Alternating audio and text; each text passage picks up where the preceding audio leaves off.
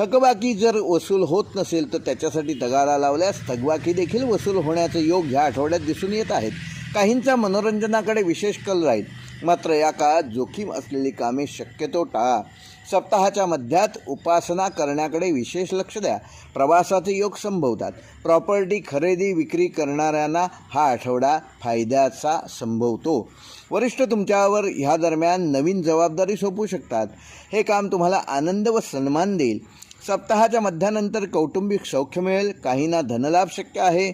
सप्ताहाच्या शेवटी काही धनलाभ होण्याची शक्यता. या आठवड्यात सिंह राशीच्या जातकांना विशेष योग आहेत. मन प्रसन्न असेल. विद्यार्थ्यांनी मात्र मागे राहू नये. अभ्यासात आपला जोर लावावा. चांगली संगत ठेवावी आणि अभ्यासाकडे विशेष लक्ष द्यावे. नोकरीत देखील प्रगती होणार आहे.